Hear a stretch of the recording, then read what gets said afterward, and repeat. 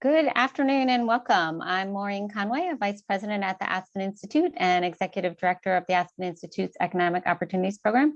And I am delighted to welcome you to today's conversation on our Job Quality Fellowship that we are just beginning the recruitment for. So I'm excited to talk to everybody about that. I'm thrilled also to be joined today by two Job Quality Fellows, and we will get to that in a minute. So what we're going to do in today's conversation, so in a moment, I'll do a quick technology review. Then I'm going to give a little bit of background about the Job Quality Fellowship. Then we'll have a nice conversation with a couple of former fellows so you can maybe get a feel for things. And really, we do want to take your questions about the fellowship. So please do use the Q&A box at the bottom of your screen to pose any and all questions that you might have about our Job Quality Fellowship. I also do want to give special thanks to Prudential Financial, the W.K. Kellogg Foundation, and the Cerner Foundation for their support of our Job Quality Fellowship initiative. And thanks to all of you for joining us today. So on the technology, before we begin, just to note, all attendees are muted. We will be handling, as I mentioned, your questions through the Q&A box. So please do put questions there, but feel free to introduce yourself, share resources or other kinds of things in the chat function.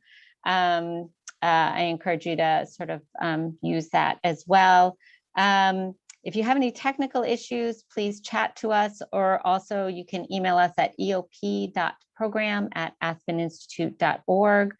The webinar is being recorded, and we'll share sort of the recording on our website. So no need to take notes. You can listen and engage and go back to it later if you'd like to. Closed captions are also available for this discussion. So just click the CC button at the bottom of your screen to activate closed captions if you'd like to use that option. Okay. So just briefly on our timeline where we are in the application process. So right now you can submit nominations. You can nominate yourself. You can nominate somebody else. The nominations will close December 15th. You have to be nominated to get an application. So it's important to nominate yourself, to be in the nomination pool. We review the nominations on a rolling basis to determine eligibility. Eligible nominations will receive an application no later than December 17th. We sort of review for eligibility in batches and send them out. Applications are due January 4th at 11:59 p.m. Eastern Standard Time. And we're firm on the deadline because that way we can make sure we have a fair process. And we'll be announcing the fellows early in February. So that's the timeline for the process. And just a little background on the fellowship itself. So the fellowship launched in 2017, and at that time we were interested in highlighting kind of a diverse set of leaders who are focused on the problems in our labor markets. A key avenue, obviously, to economic opportunity is through work. But as we've been sort of trying to connect people to work, to expand their ability to access quality economic opportunity, we're finding that too many people are connected to work that doesn't really give them sort of a sustainable livelihood or a path forward. I think, we keep focusing on providing services to individuals to help them, but we're not focused enough on the system of employment. And so the Job Quality Fellowship is really for people who are interested in that. How do we focus less on sort of fixing workers and focus more on fixing work? And I think really that the pandemic kind of underscored this situation, right? That we saw sort of essential workers, and we saw that their work is important, but their work is not providing them a dignified livelihood. Too many of them are exposed to dangers in their work, dangerous working conditions. And yet we rely on this labor for all of our livelihoods and all of our to meet our needs for food, for healthcare, for childcare, transportation, and more. So really addressing this, what we call a job quality crisis, is kind of the work of the Job Quality Fellowship. And the Job Quality Fellowship aims to support and celebrate change makers who are doing this work. So as I mentioned, the first two cohorts of fellows were intentionally diverse, drawing fellows both from business, from labor, from education, from local government, community development, finance, and more. And that's because we believe all actors really can play a role in addressing the job quality crisis. But this particular fellowship, we're sort of developing a narrower focus than those first two classes. And we're really interested in this intersection between workforce development and worker organizing and advocacy. Leaders in both of these fields have a strong interest in job quality, but they have different strategic approaches, philosophies, they have different organizational assets. So this cohort of fellows will explore the possibilities for these two fields to leverage each other's strengths towards shared goals. We expect for this class of fellows that about half will come from workforce development and the other half will come from labor unions, worker centers, and other organizations involved in sort of expanding worker power and advancing worker rights. So that is kind of the frame for this fellowship. So I think that's what I will stop, because now I get to introduce two wonderful fellows who are sort of amazing exemplars of this. So today we have with us Amanda Cage, President and CEO of the National Fund for Workforce Solutions. Amanda joined the National Fund in March of 2020, bringing 25 years of federal workforce system grant making and organized labor experience to the National Fund. And prior to taking on the leadership of the National Fund, Amanda was the Chief Program Officer at the Chicago Cook Workforce Partnership, which is the role she was in when we met her as a Job Quality Fellow. So we're just really thrilled, Amanda, that you could join us today. Thanks for being with us.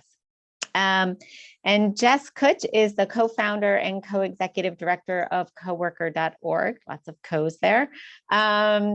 Coworker.org deploys digital tools, data, and strategies in service of helping people improve their work lives.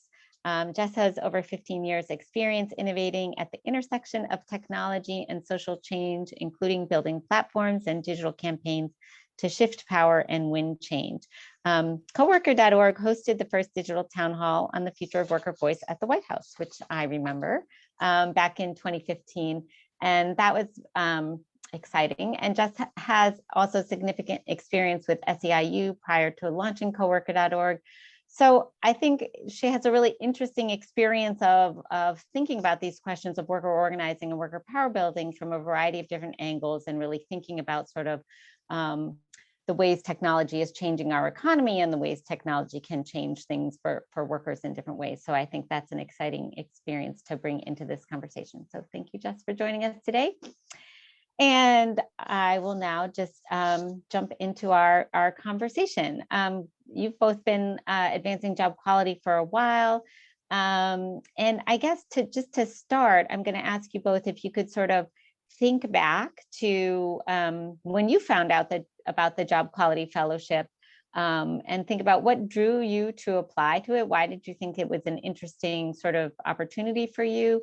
And maybe share sort of a few highlights of your experience as a Job Quality Fellow and how it's impacted your work. And Amanda, let me start with you. Sure, and thank you, Maureen, for having us here today. It's very exciting that there's going to be a third cohort of the Job Quality Fellowship. So when I was part of the Job Quality Fellowship, I had been in the workforce development field for about a dozen years, half of that in philanthropy and half of that as part of the public workforce system. And I had watched us go in and out of a recession where a lot of people lost their jobs, and the public workforce system in particular really was a lifeline to folks as they were dealing with that disruption in their lives. And in some places, we were doing a really good job for folks who came into the workforce development system, who were able to get training, maybe connect a little career counseling, connect to a new industry or occupation. We were able to do something for those folks. But there are people that we really weren't able to do as much for as we thought. There are a number of people who came into that situation who were living paycheck to paycheck before they were laid off or lost their jobs, or people who were laid off and lost their jobs and had depleted their savings while they were unemployed, and they just didn't have the time and the money to engage in training. And for those folks, we just kind of tried to get them back into the workplace. And I felt like at times we were just sort of shoveling people back into bad jobs. And I thought to myself, what are we doing? What are we really, if we believe in economic mobility and stability, why are we not doing more to help folks who may not have access to training for a variety of reasons? How do we help them at this moment of crisis to get into a different situation? And so I was really interested in that. I often say that in workforce development, quality jobs is like the third rail. We don't talk about that. We have employers play a very important role in our work, and whatever they say kind of goes, and we are excited that they're working with us. And so we don't question them, and we don't question their workforce practices. We don't question the kinds of jobs they had. And so that really, when I saw the Job Quality Fellowship, the idea of like sitting around a room with other people talking about this issue that I felt like I was never able to talk about was really appealing. I will say that there are a couple things that were really meaningful to me around the Job Quality Fellowship. The first is I anticipated that the group would be a lot of worker advocates. And when I got to the Job Quality Fellowship, there are people who represented so many different sectors of the work. And I was surprised by that. And it was very heartening to me to see that people in community colleges and CDFIs, employers, businesses were part of this, what I thought of as sort of like a movement that had this little group of folks. So I got to see people working on this issue from lots of different angles. And obviously the biggest change for me is I left my job. I left my job to come and be the CEO of the National Fund for Workforce Solutions. And I am incredibly proud to lead an organization that was on the forefront of this conversation, really when people weren't talking about it, and very excited to continue that work. Great, thanks, Amanda. Jess, let's hear from you. Yeah, I was thinking back to, what was going on at the time of, applying for the application. I think Coworker had been in existence about 5 years. When we created the organization and launched it in 2013, a lot of folks asked us, well, if people are unhappy with their jobs, why don't they just quit and find a better job?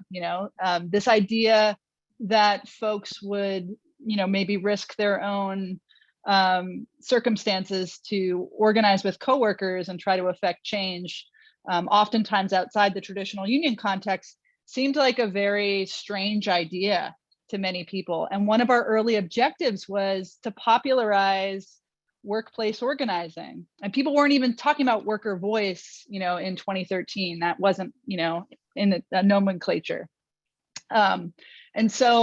But we saw it. We saw indications of people leveraging popular technology to try to network with their peers, to get information out to the public, to engage consumers about what was going on in their workplace. And we saw great potential there. And so, around the time of 2016, 2017, you really started to see that bubbling up in the popular culture. I think the Market Basket strike, it was in the summer of 2014. And, that was at the time, one of the largest strikes, I believe, that occurred that year, organized by mostly middle managers inside this non-union grocery store chain in New England. And after like a 2 to 3 month long strike, they were able to achieve their objective, which was returning the ownership back to the original owners. But it was just an interesting example of how workers used social media and digital tools to engage with the public, to recruit community support, even engaging with other unions to get some support and solidarity, to try to affect change. So, around the time of applying for the Job Quality Fellowship, I think there was a general shift in how people were thinking about what the labor movement is and how workers were engaging employers and coworkers to try to improve their working conditions, outside of the traditional union context or, as part of it. So I was interested in Aspen because, Aspen is, I don't have many opportunities to sit down with folks from the business community or the workforce development community and hear how they're thinking about, these worker uprisings, or like how are they challenged by this issue of job quality, and what are the solutions that they go towards versus what I instinctively go towards, and where is their common ground. I think one of the highlights for me was getting to hear from a senior person inside Walmart, just like how they were confronting an issue that was actively being campaigned on by Walmart associates on coworker.org at the time. And I got to share, like, this is what we're seeing, this is what associates are saying, your employees are saying. And just hearing how people think about these problems is helpful for me in strengthening my arguments, my approach, our organization's approach to supporting workers. So I just think like that, it's extremely valuable to have that kind of like a safe space to share thinking. It's not like my mind was changed on anything, but like I can appreciate where other folks are coming from, and I can see where the common ground is, and also it strengthens my thinking. I also, got an opportunity to speak to the Federal Reserve Bank of Kansas City and members of the Federal Reserve, which was probably not an opportunity that would have occurred without Aspen. And I think that there's been, as a cohort, we really did come together and form friendships, and that time together, it not just surfaced like opportunities to collaborate, but just relationships in the field, which I think is undervalued, but is so useful over the long term. And in the midst of this like great resignation that we're all experiencing, I think the issue of job quality is becoming ever more like urgent. Is like what you said, Maureen, it's not a labor shortage, it's a job quality crisis. And so the opportunities for us to continue to work together, I think are only going to grow. Great, thank you. That's perfect. And I think you've started to lay the ground for sort of my next questions, which to both of you, which is really, what you think about this focus, this particular focus for the Job Quality Fellowship. Amanda, you sort of have a long career in workforce development, but also some experience in worker organizing. And I was just curious, sort of, what your reaction was for this, and what you would hope this group would work on. Yeah. So before being involved in the public workforce system, I was a union organizer for a decade, and I came into that work obviously out of a deep commitment to workers and their right to organize. And then when I came into the workforce development system, I was shocked and surprised at how much the workforce development system, how little they knew about labor history or worker organizing or unions. And that's a testament to sort of the decimation of the labor movement in this country, right? That there are so few people who have experience with unions, that it's sort of a foreign land to them. And it seems so odd given that they have this common goal, which is to improve the life of workers, right? Work for people in workforce development see that as one of their main goals, and definitely within the union movement. It was even more a little more surprising given how many unions are really critical within training, right? Workforce training, which is a key aspect of workforce development. In addition to the building trades, which is where you get your training if you are in, sort of in the building trades. You get your training through unions. SEIU has amazing training and worker training in healthcare, Unite here in culinary. So the fact that these two worlds sort of didn't intersect was a little, quite frankly, confusing, but it's true. And so I was really interested in, and I think what's really interesting about this moment is this real opportunity in this moment where there's a lot of conversation and talk around worker leverage, worker power, for these two fields to really get to know each other.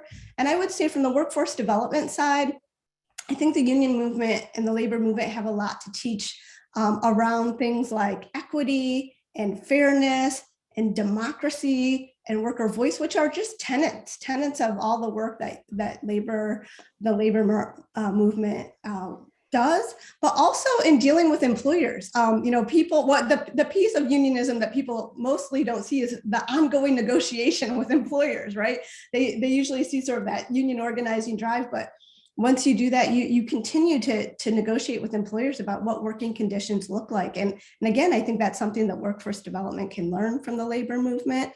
And then I will also say, as somebody who knew, my experience in the union movement was I worked for a number of unions. I did a lot of work across unions with community organization, which at the time we thought was just radical work. And now it's a little more commonplace.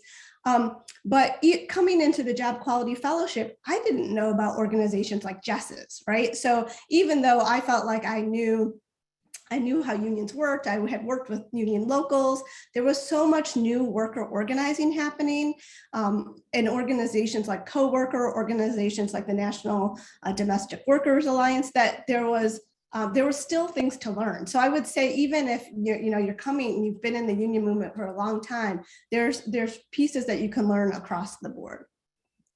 Yeah, great. Just sort of a similar question for you. I mean, how you think about this topic at this time, and as a focus for the Job Quality Fellowship. Amanda was sort of touching on ways that union organizing has changed, but you also were sort of touching on how people's perception of it is changing. So I guess I'm curious how you think about this topic at this time. Yeah, I mean, with Striketober and Strikesgiving, I think in my life, the labor movement is more popular right now than it's ever been in my lifetime. And yet, to Amanda's point, fewer people have direct lived experience with labor unions. So that's both a problem and an opportunity, because you also have an opportunity to kind of reimagine what that looks like what it means to be part of the labor movement. And, insofar as workforce development goes, I think because there is a hunger to participate in this in some way, really equipping people with some knowledge and training about their rights in the workplace, their labor and employment rights, and whether that means like accessing like regulatory options to try to affect change, like OSHA, filing a ULP, or engaging with unions and sort of what that looks like. I think it's really important to somehow bundle that with workforce training. And I'm interested in that conversation. I don't come from that world, and so I don't know what that could look like, but I think we get asked every day by workers that we're supporting in a variety of sectors, what are my rights here? Is my manager allowed to do this? Hey, this seems like it's unsafe. What should I do? Like people don't know these things. And it's like, whether you're in a union or not, that's like a basic starting point to be able to start having a conversation with both maybe your supervisors, but also your coworkers, that, your rights are being violated and what you should do. So I'm hoping that can be something that comes out of this next cohort, maybe could be explored more, is what that could look like. Yeah, great. And I want to encourage the audience. I see that we're starting to get a few questions in the Q&A box, so please, we're going to be getting to those soon. So I do want to ask you to maybe say a little bit more about, sort of what you hope this next group would accomplish, right? I remember back when we started, when Mark Popovich and I started kind of chatting with all of you, and we built that statement of purpose, really kind of building a shared vision. I think it surprised Mark and I how much shared expectation there was on the group, and how little sort of disagreement there was about that statement. And I guess if you think about that experience, I'm wondering what you're hoping this group might accomplish with sort of a narrower focus, what that could look like. If you have any thoughts about that.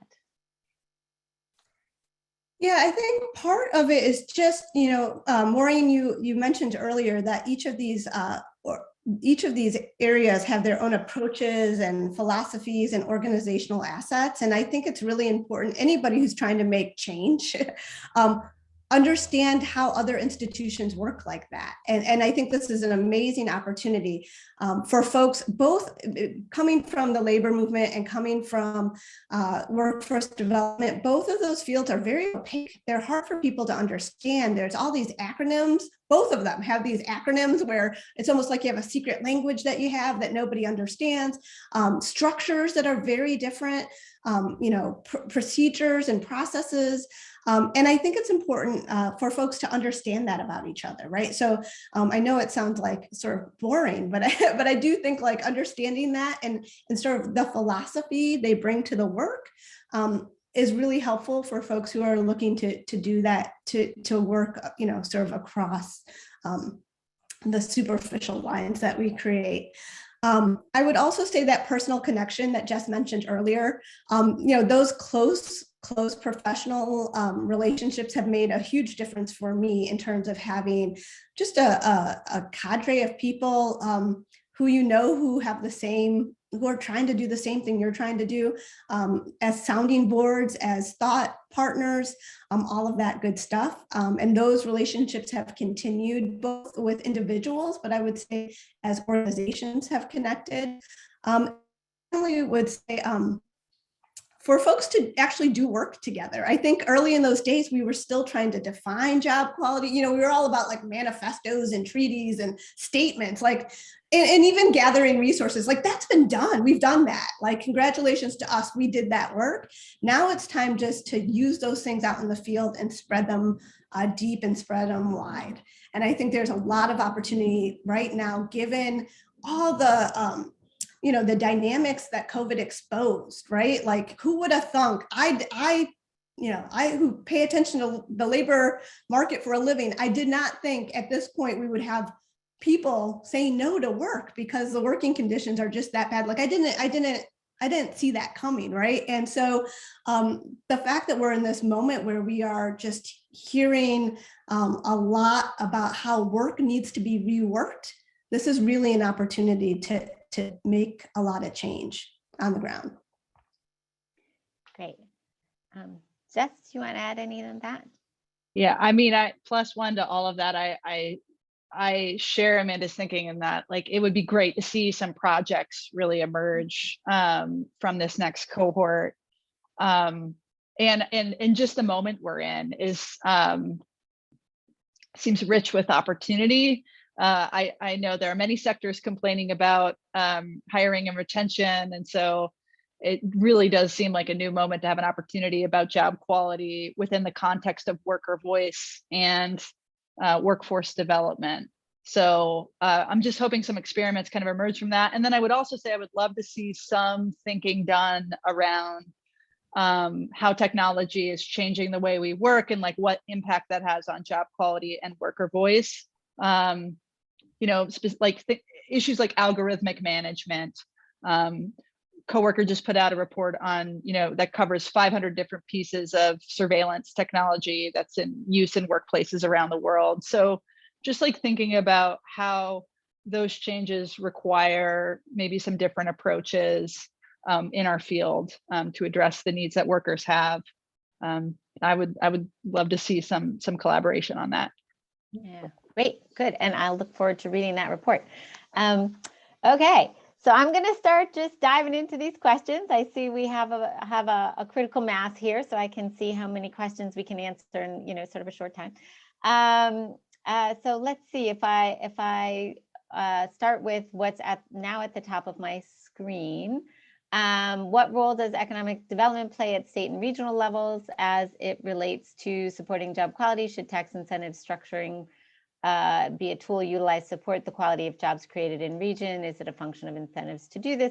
I mean, I think those are all good questions about economic development and the role that economic development should play. I think you could probably find different opinions within the Job Quality Fellowship about that. I certainly have my opinions about what role economic development should play since I have a master's in that. But I'm not sure I don't know if either of you want to add anything to that. Having to say, okay. You know, I'll add something to that because Okay. I will say that especially as it's structured both at the state level and usually at the city or municipality or uh, uh, county level, workforce development is really driven by economic development. When you think about who sort of who oversees that, those resources that come on the ground, oftentimes it is really deployed with an eye towards how do we attract and retain businesses in our locality, right? And so workforce development is one of those strategies. So workforce development is often part and parcel with economic development, just in terms of how that work happens on the ground. Yeah. Okay. Yeah, that is true. Although I do think that there are some issues with sometimes how the tax incentives are structured, but there we are. Is there a specific role of person? I'm sorry, my computer seems to and I guess within an organization, is there a specific level of person was I believe the question that is now lost to me. So I guess I would say, you really do want to be, sort of have some influence over programming in your organization, right? I think we're looking for people who have some experience to bring and who have some level of authority within their organization that they can sort of think about the experience of the fellowship and make changes. I will say one of the things that we try to do, is our job sort of at the Aspen Institute is to really understand the fellows' work, to try to document it, lift it up so that other people can learn from it. We really do think about job quality fellows as exemplars for people to learn from. So you want to think about whether you can whether you're in that role. That doesn't mean that you have to be the executive director of the organization. And sometimes the executive director of the organization can have trouble committing the time, to be away from the organization for a period of days and be at meetings. So you want to think about that too. But you do want to have, at least a senior role within the organization. I don't know if Amanda or Jess, if you have any thoughts on that question at all. I don't know if this is about your position in an organization, but when I applied for the Job Quality Fellowship, in terms of my own professional development, I felt like I was at a crossroads. I had done the work that I had done for a long time. I was committed to workforce development, but I needed to see it and experience in a new and different way where I felt I could be making, like I had a senior enough position that I could make change, and I could see this as a space to make change. So I would say for folks, especially people who are, in your second or third decade of work, it was a great experience. It was a great time for me to broaden my network. I had done a lot of work in Chicago. I had a lot of close colleagues and knew sort of the scene well in Chicago, but it's a great opportunity to build a national network, even if you do a lot of work locally. And it's a real opportunity to just like have a new view, right? To have all your sort of assumptions and the way you think about things be challenged and to see things in a new light. So I would say, even if you feel like you're on the old side for the Job Quality Fellowship, to consider it. Great. If the primary purpose of our organization's work is not advocacy and organizing, should we assume that we are not a good fit for this year's cohort? I wouldn't say that, because I think most people in workforce development wouldn't characterize their primary work as advocacy and organizing. We are looking for people who are interested in influencing the quality of jobs in the labor markets that are relevant to them. And so if that's your view of advocacy and organizing, then yes, then that's required. But it doesn't necessarily have to be, sort of in advocacy and organizing in a narrow sense. I hope that was a clear answer to that question. Would love to learn more about the logistics of the fellowship. What does being a fellow entail? Are there regular meetings with other fellows, virtual and or in person? If so, are those meetings organized around the substantive focus of this year's? Are there guest speakers, facilitators? Is there a stipend?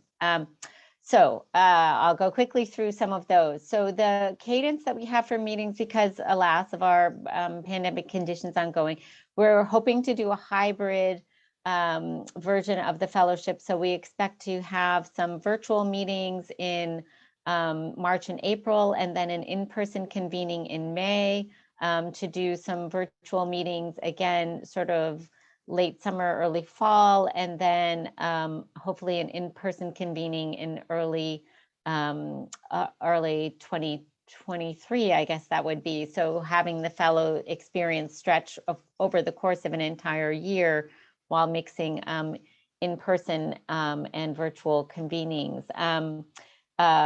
We in the past, we've said, okay, here's the specific dates and times of our meetings, and we want everybody to commit to be there on those specific days. Given where we are, we understand things change unpredictably. So, but we do hope people will commit to doing their best to be there to the best of their abilities. In terms of a stipend, there is not a stipend. However, for in-person meetings, we do pay all of your travel and lodging expenses and all of that that sort of thing. So that, I think, is the answer on cadence. And I guess I'm just curious, Jess and Amanda, if you might comment on sort of what you felt like the time commitment, good, was that hard or difficult, or how that time commitment felt to you?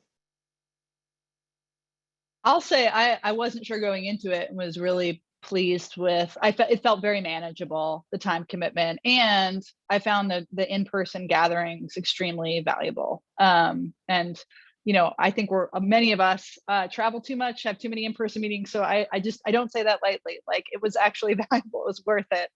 And whether it was when we gathered in person in DC or on the Aspen campus in Colorado, it was just like having that dedicated time with each other. I think is why we have the relationships we have today. So. Yeah, great, thank you. Okay, does the Aspen team encourage candidates to have multiple nominators who may hold different roles, views of the candidate? Will the quality of nominations factor into the final review and selection of the candidate? For the nominate, you have to have at least one nomination. It can be yourself. We don't necessarily, what can I say about this? Some people do, some people don't. Certainly, if you have more nominations, that can be influential. More information is, more information for us to consider. But we try to make this process not too burdensome. So it's certainly not required to have multiple nominations. And I would say most candidates do not have multiples. How large will the new cohort be? So we said we were going to choose 10, which probably means we'll choose 12, because I always end up in this situation where we have a whole lot of people apply. They're all great. I can't decide. I take extra. So anyway, so please apply, because I'm excited to learn about you and what you're doing. And I wish we could take more, but that's basically, we take a little over what we've budgeted for, essentially, and somehow managed to make it work. So, let's see, as you select the next cohort of fellows, will you have a focus on particular industries or sectors? Not really. This is the way we've narrowed it, is by these two fields of practice, but not necessarily by industry sector or anything like that. Let's see. Lots of folks with great backgrounds in the public sector and organized labor. Has Aspen considered applicants from the private sector who work in capacity building, economic development, braided funding, partnerships, etc.? We are not sort of saying what kind of organization somebody needs to sit within. It's more asking sort of, do you work within either workforce development or in sort of worker advocacy, worker organizing? So, so public sector applicants are nonprofit, private sector, depending on the work of the organization, it could be a fit. So so just take a look at the material, see if you think that makes sense for you. Just mentioned getting in a room with one big employer, Walmart. In what other ways have employers been involved in the fellowship? And there was that question about guest speakers. So we do have guest speakers sometimes, and we had a smaller employer in the second round of the fellowship. There's different opportunities for thinking about involving employers as guest speakers. We have had people come as guest speakers as well to think about different employment models and how that can work to support job quality. So yeah, so there are a variety of ways for employers to be involved. And if you have questions, if you think I have something to contribute to this, but I'm not sure I'm a fit as a fellow, we'd love to hear from you. And please send an email to eop.program@aspeninstitute.org. We'd love to hear your ideas. Okay, I think I answered the question around logistics and time commitment. Are the issues just raised around technology and algorithmic management a potential focus of this fellowship?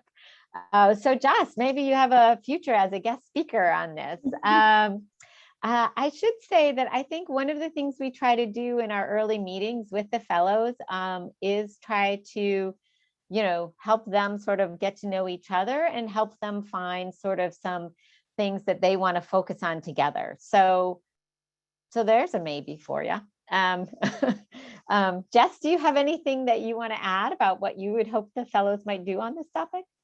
Well, I'll just say what I think you were saying is it's up to the fellows to really determine sort of what they want to focus on. And maybe that's not clear. I mean, you all from Aspen didn't come in and say, this is what you should do. It was really what we decided as a group. So depending on I think it will depend in large part on who is assembled, who's part of this cohort, what expertise do they have, and kind of going from there. But I mean, yeah, I would love to have some folks that have experience dealing with the impact of technology in the workplace and with workers. I guess I'll keep an eye out for who's in the cohort. Would love to stay involved. Great.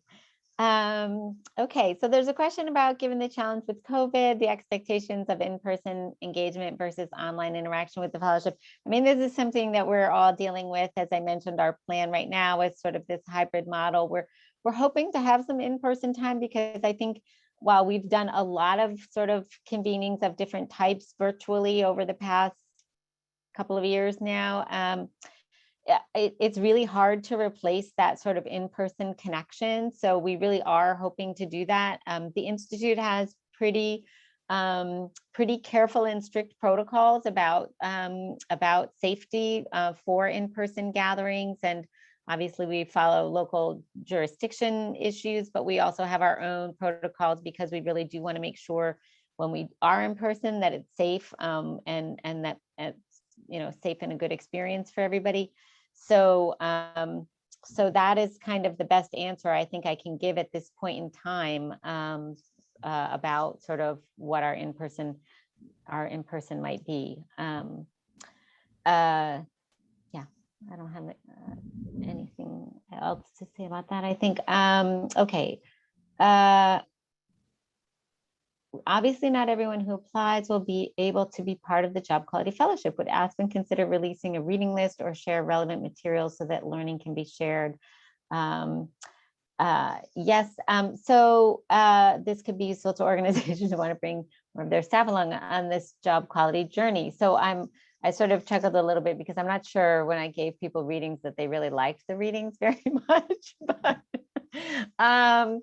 But we are happy to share things that we do read, but also I think it is a goal of ours to kind of share out from some of the conversations and try to distill information and some of the insights of the fellows in ways that that can be shared out more broadly. So we will work on that, and we will try to share out from think of different formats and ways to share out. And We also did, I think at one point, develop a reading list. Maybe it was in our second cohort.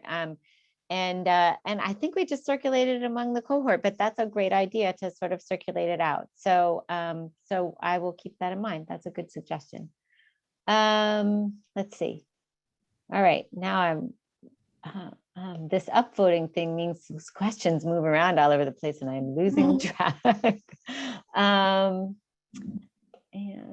let's see. Can we solicit nominations from colleagues? Absolutely. Please do. How many nominations? Can I also make a plug for nominate yourself? I'm pretty sure I nominated myself. I mean, other people might have nominated me too, but I know I nominated myself. So do not feel like you can't nominate yourself. Now is not the time for shyness. Nominate yourself. Yes. So and I think many nominees nominate themselves. So don't, if that's your path, no shame.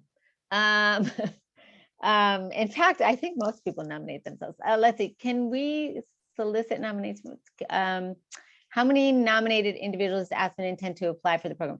The nomination form is very, very brief. And really the nomination form is only meant to sort of screen for eligibility. So most people who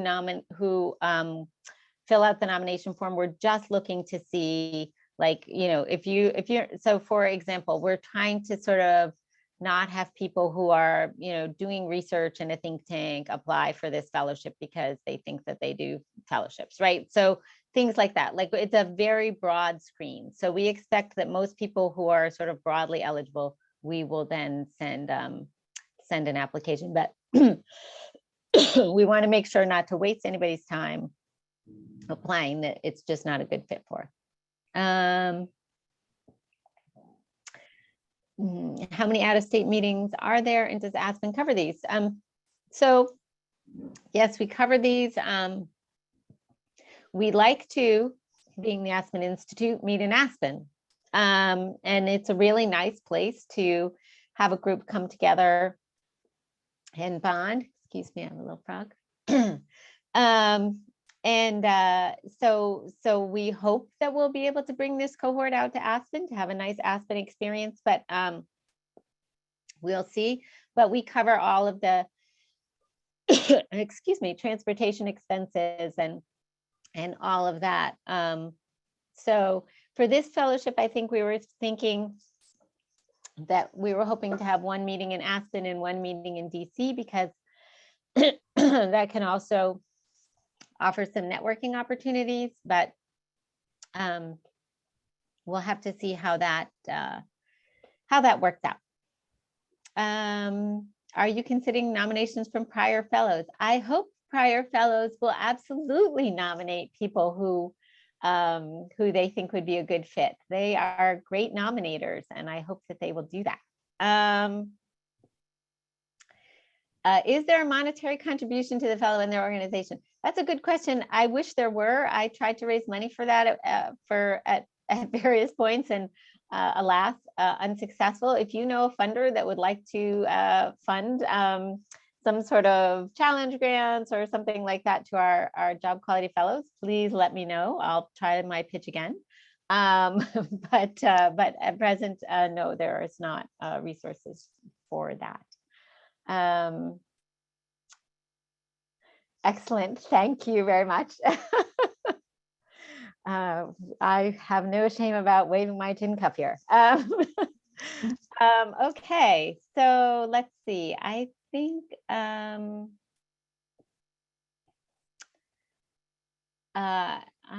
most of these, let's see how, I think I answered that. Let's see. So can the next cohort expect similar opportunities for discourse? And if so, what is the structure and nature of interact? Hopefully we'll have a wide variety of opportunities for discourse. I should say there's building relationships with the fellows. And then, as I mentioned, that we also do have guest faculty. Again, it's sort of a matter of what the fellows want. So there's an opportunity for fellows to shape who's invited as guest faculty and how to sort of have some of those relationship building opportunities as well. So What kinds of qualities, characteristics are you looking for in candidates? Oh, I don't know, tell better jokes than me. So I think really we are looking for, to be more honest, although telling better jokes than me would be helpful, people who are open to, I think you could hear from both Amanda and Jess, passion for their work, passion for the issue of job quality, open to hearing from people who have different ideas and experiences and backgrounds than you, right? Like sort of being willing to consider like a different way of looking at a problem, being willing to think about how could I, work across some institutional or jurisdictional lines or whatever, and really just being open to thinking creatively about how to kind of address really a very, very challenging problem in our economy and society. So, so that I think is basically what I would say. And Jess and Amanda, I'm going to ask you sort of what would you say are good, what makes for a good fellow that you want to be in a fellows group with? So, any thoughts on that? I was looking to Amanda to start. Go ahead.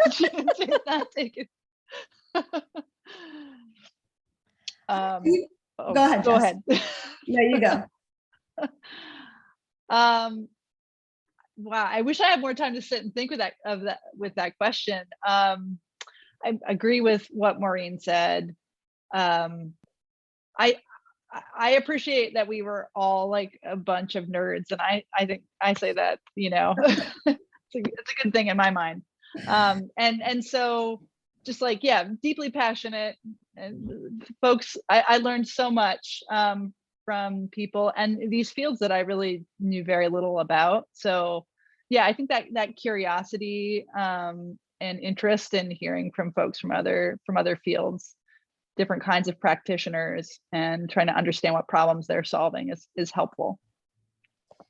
Yeah, I would add to that just the open mind issue. I mean, I think it's really easy when you do this work to feel really passionate and in some ways get really singularly focused on an issue. And it really opened my eyes to the variety of ways that we could think about job quality and the variety of actors who can be involved. And I would also say, and Aspen is a prestigious organization, and I think lots of people, that there's something about the namesake of Aspen. But I would really encourage folks to, this is a commitment. It is a time commitment. I would say it's a rejuvenating time commitment. And, I always felt the time I spent on the work gave me more energy than sucking energy out of me, but really not just committed for your own growth, but for like this is a movement, regardless of how you're coming to it, and really with a dedication, not like, oh, I'm a little interested in this, I'm going to dabble my feet in it, but like it's almost like you're joining this group of people who are going to be working on this for decades, and you should walk into it thinking about it that way. Yeah, Amanda, thank you. That was great because that kind of, we just have a couple of minutes left and I had wanted to ask you, and so maybe Jess, I'll go to you, and then maybe Amanda, if you want to add anything, but what is your advice to people who are considering applying to the fellowship or to the next class of fellows? What would be your just couple pieces of advice to them?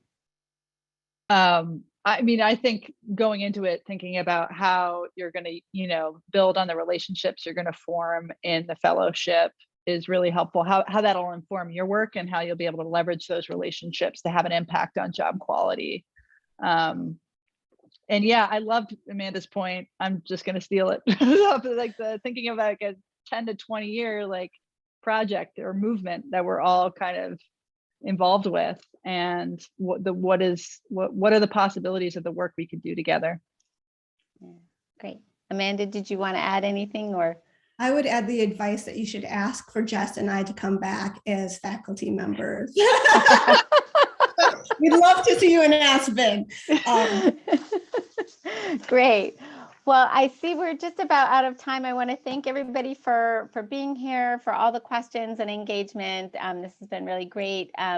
If you think of a question later, Please ask. It's eop.program@aspeninstitute.org. We'd love to hear from you. This, as I mentioned, this will be recorded and put on our website so you can refer back to it.